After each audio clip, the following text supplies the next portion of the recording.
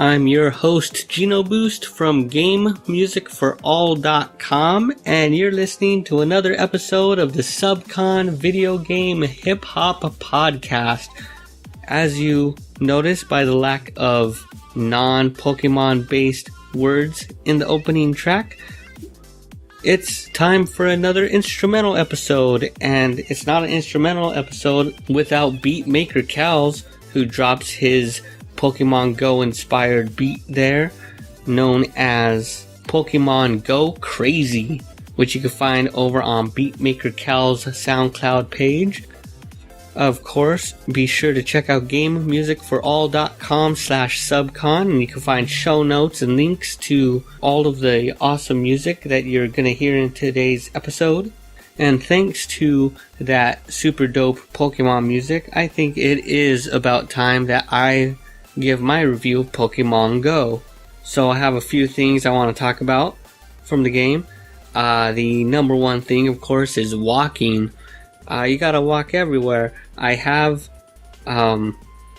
tried to play the game while driving, and it is distracting and nerve-wracking and not fun. I'm lucky enough to live within walking distance of a couple of nice Pokestops, so I've gotten probably the average amount of work in for the game. Like, I'm not in some crazy major hotbed with tons of Pokestops, but I'm also not in the middle of nowhere either. So, well, my record right now is probably 6 Pokestops every 5 minutes, which ain't not bad. And I've been pretty much walking non-stop since the game came out, up until about a week ago, where I decided to step up my game and go into hard mode because I've actually been jogging instead of walking. So thank you, Pokemon Go, for making a pragmatically lazy person pragmatically healthy by making me impatient enough to not want to walk anymore. At some point I was like, hey, I've been walking for a while, let's try running, because, you know, I'm somewhat healthy again. Hooray! But anyway, let's talk about the parts of Pokemon Go that have to do with the upper body and the actual game itself. First of all, there's leveling up, which went from a nice reward to an insurmountable distant goal sitting atop some mountain peak far past the clouds. Utterly ridiculous how much XP you need at this point. I've just been staring at the counter slowly grow over the last week or so. Just hanging out on level 24 for the last 3 weeks now, I believe. So now the grind is real. I have a full stock of Pokemon. I can hold 250 Pokemon, and I'm pretty sure 100 of them are Ratatas and Pidgeys, because I'm waiting for a lucky egg so I could bust one of those lucky egg tricks and gain a ton of XP, but it's gonna take a ton of XP to reach a level where I can earn some more lucky eggs. And by the time I reach that level, using the lucky egg and burning all the XP I can possibly muster within 30 minutes would still be a piddling drop in the bucket compared to where I need to get to for level 26. And I can't even begin to imagine level 27. I can't. Oh my god. It's like an ocean away.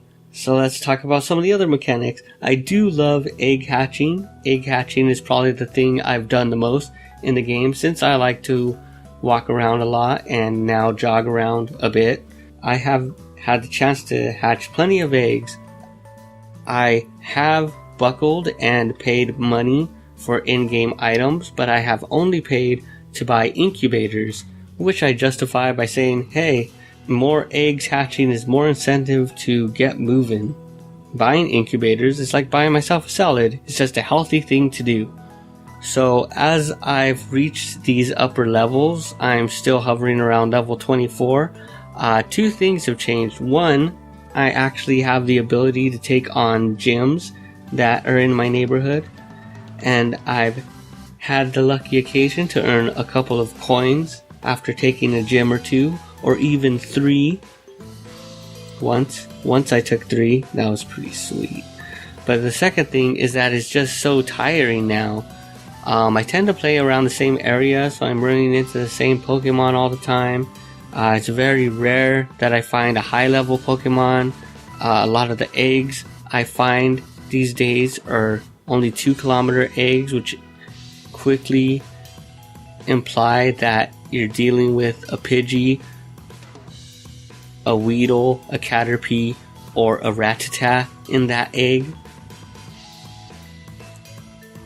And sure, if it was going to be some powerful ass Rattata that could break 1,000 CP, then I'd take it, but nah, these are just some weak eggs they'd be busting out of. Except that one time a Charmander busted out of a 2k egg. I'll take it. But basically, the new things that happen are so few and far between. That's okay as I slowly grind away, but it is true that I've been playing less and less every week now, which also explains why I've been stuck on level 24 for so long. My pet theory for Pokemon Go is that we will get the first big update for Pokemon Go. That means not just little things like a buddy to walk with here or a slightly useful tracker there. I think we're going to get brand new Pokemon when Pokemon Sun and Moon drops. I mean, what better cross promotion than if they released the handful of new Pokemon for Sun and Moon, but more importantly, if they allow you to catch the newly announced regional Alola forms, many of them based on winter themes. On the other hand, would that cannibalize playtime for the Pokemon Sun and Moon games? It's hard to imagine so when Pokemon Go is free, but if people start dumping a bunch of money to catch that super cool ice-based Sandshrew, who am I to judge? And speaking of regional variants, let's talk about the newly announced Alola forms in Pokemon Sun and Moon. First off, as I mentioned, we get the new Ice Shrew and Ice Slash, aka Ice Metal based Sandshrew, which evolves into an Ice Metal based Sand Slash. And Sand Slash is definitely one of my favorite Pokemon. I don't know if you've watched the anime, but there's an episode where one of the trainers who uses a whip to train his Pokemon has basically the coolest Sandshrew that's ever existed. But now we've also got a brand new Raichu form, which is Electric Psychic, and it's known as Flychew. At least I call it Flychew. Then we got another ice-based Pokemon. This time it's Vulpix, who's gone all the way across the dial from fire-based to ice-based. And then we got the others like Meowth, who goes from normal type to dark type. Marowak, who changes from ground type to ghost fire type. Now that's a big change for Marowak. Of course, I'm a huge fan of the Cubone and Marowak designs, but it's strange to even think that he's a ground-based Pokemon when I think he would have been updated to ground ghost or ground rock or something. So that was just a little surprising. Then we got Exeggutor, which has been the brunt of many jokes. But hey, he's dragon type, so, deal with it. I should also mention that this will be the final episode before Halloween rolls around, and I flip-flopped on whether I should make this a Halloween-based podcast, but just go back a couple episodes and listen to my Castlevania special. It's Halloween enough for me, it should be Halloween enough for you. So I wanted to take a moment to talk about Smash Bros. Melee. This month, Smash Bros. Melee will actually turn 15 years old. Be sure to check out GameMusicForAll.com to read my thoughts about Smash Bros. Melee a little more in depth. But there's a couple of things I wanted to get off my chest here. I do have to admit that I've probably played Smash Bros. Melee more than any other Smash Bros. Game, which is saying a lot because I played a ton of Smash Bros. Brawl. I went through the entire Emissary, finished the entire story mode, and took on plenty of all those quests and all that good stuff. And then on the 3DS iteration of Smash Bros, I spent more than my share of time on Smash Run. But even for folks like me who aren't competitive in any way, there's just something special about Super Smash Bros. Melee. Maybe it was the time it came out or the age I was, but that was the game to play for about 5 years. And this was also at a time when a lot of other fighting games took a major downturn after the Dreamcast flop.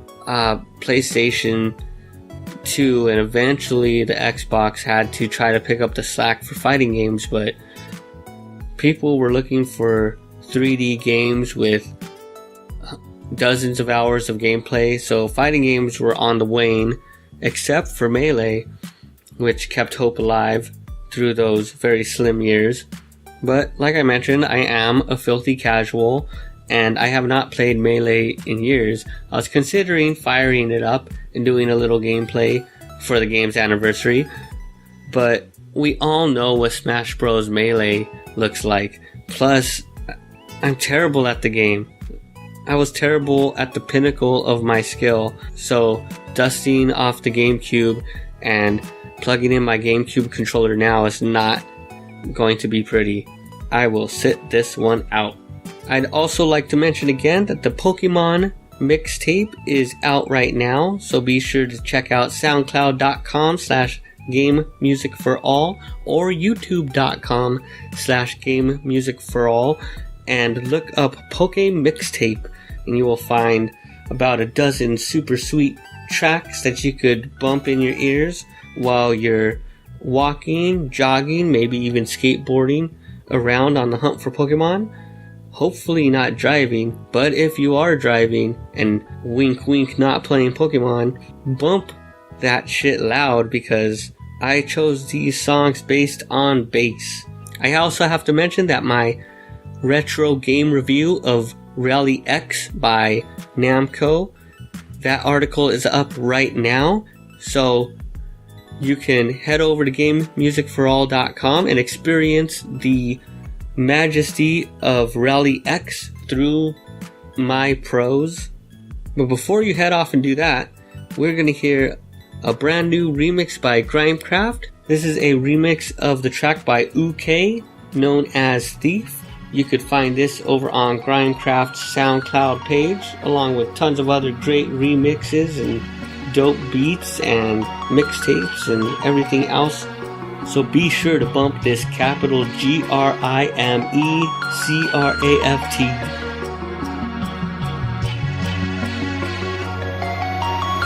Like a thief in the night, I'm coming for your heart, I'm coming for your heart. This time it's anything goes. I guess I'm just a selfish ghost.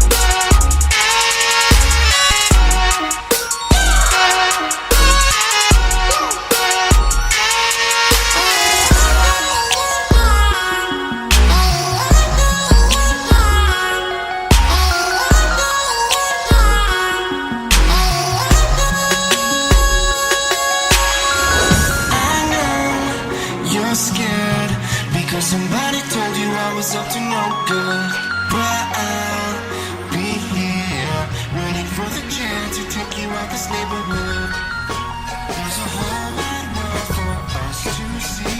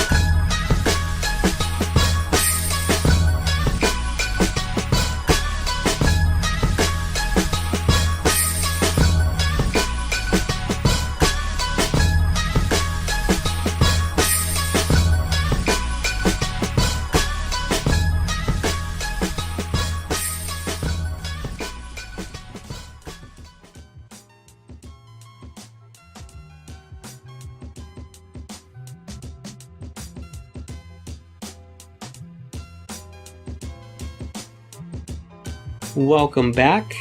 You just heard a dope new bump by Urban Flow, and this one is from his Melodic Bumps Volume 6. If you've been a long time listener of SUBCON, you've heard Urban Flow's bumps from Volume 3 through 5 now, but now you're hearing 3 through 6. That is a remix of music from the GameCube game Naruto Clash of Ninja 2, and it was called Ichiraku. Let's talk about another game I wanted to hype this week. I've recently found out that the Wii U downloadable indie game title The Fall is getting a sequel known as The Fall 2. The sequel will drop sometime in 2017 and promises resolve to the incredibly intense ending that took place at the end of the original The Fall. And I couldn't be more excited. If you haven't played The Fall for Wii U, it's a 2D side-scrolling game in the vein of somewhere between Metroid and Another World. You play as a robot exploring an alien planet and trying to make heads or tails of what you're doing in this strange place. This game has everything I want. It's dark, Metroid-esque puzzle-solving game starring a robot, which also lets you hit old ladies with cars and beat up on babies and feed people human heads. This game has everything. If you haven't played it, you've got to play the fall, and then you've got to sit in a chair like me and twiddle your thumbs and think about how great the Fall 2 is going to be until the Fall 2 comes out, and then you can stop twiddling your thumbs and then put your thumbs on the Wii U gamepad to, purchase and download the game, and then you can twiddle your thumbs with some purpose. And now let's get some video game based birthdays and anniversaries out of the way. First up, today, October 19th commemorates Yoko Shimomura's birthday. She turns 49 years old today. The incredible composer of games like Little King's Story, Super Mario RPG, Mario and Luigi Superstar Saga, the Street Fighter II soundtrack, and many, many, many more. This month also marks the 24th anniversary of Super Mario Land 2, one of my personal favorite Super Mario platforming games. That's right, all time. And Super Mario Land 2 came out for the Game Boy on October 21st, 1992. And it was only 6 years ago that I fell in love with Costume Quest, which came out for the PlayStation 3 and Xbox 360 6 years ago, back on October 19th, 2010. And from software to hardware, October 21st, 1998 was the day the Game Boy Color dropped, which makes my favorite iteration of the Game Boy 18 years old this month. Sega Genesis also has a birthday this month, as it came out back on October 29th, 1988. So happy birthday to the Sega Genesis, which turns 28 years old. Some more Sega-based birthdays. We got Sonic R, the classic Sega Saturn Sonic racing game with the controversial soundtrack composed by Richard Jacques. I'm definitely a fan of that soundtrack. Can you believe it? And then this is a personal shout out from me. The niche Super Nintendo game by Jaleco, Super Earth Defense Force, turns 25 years old. The game originally came out for the Super Nintendo back on October 25th, 1991. And then we got one more hardware to celebrate. On Halloween's Eve, October 30th, 1987, the world gave rise to the TurboGrafx-16, which will be 29 years old this month. Alright, and now it's time to get into the background music for this week's episode. We kick things off in the background music department this week with a new track by James Wong called Spring Yard. That's followed up by Little Root Town, Pokemon Ruby and Sapphire remix.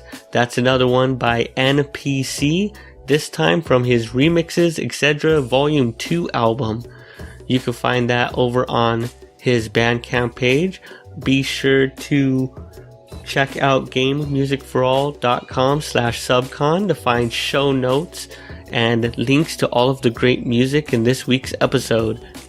And now we're hearing two from one of my recent favorite albums lately. It's not hip hop quite, but I worked it in here. We heard two from Pokerus's album Poke Memories Volume 1. We heard Bianca's Gift, Aspertia City, Black 2 White 2, featuring Doug Perry. And that was followed up by New Horizons, Route 26, Gold, Silver, Crystal. After that chunk of Pokemon, we heard some Zelda Wind Waker music called Ocean View, brought to us by Emeralds from his latest collection of Nintendo remixes known as Dares and Bears. And after the break, we heard Nothing Changed and Cave, both by Shag, from his latest album called Negative Visualization. And we're ending things on a classy note. On today's episode, you're hearing a rearrangement of Habanera from the opera Carmen. This is a track by Yutaka Minobe from Little King's Story, known as King Duvroc's theme. And the ending theme that will play us out of today's episode is Menu 1 by Hirokazu Ando, Shogo Sakai, and Tadashi Ikegami from the Super Smash Bros. Melee soundtrack. But before we get into that, we've got to hear the final instrumental track this week. This one comes from another amazing beatmaker I discovered on SoundCloud. This is from Salazar, but that's Salazar with a 5, not an S, so I guess you can pronounce it Fivalazar if you like. I haven't gone directly to Salazar for a comment, so who's to say? Even though I've played a couple of this guy's incredible beats, this is the first time I'm going to highlight his music specifically, so I wanted to find a track digging through some of his singles on SoundCloud. I discovered a cool little remix of the Game Boy game Gargoyle's Quest. This is a Sega Genesis based remix called Tale of Firebrand.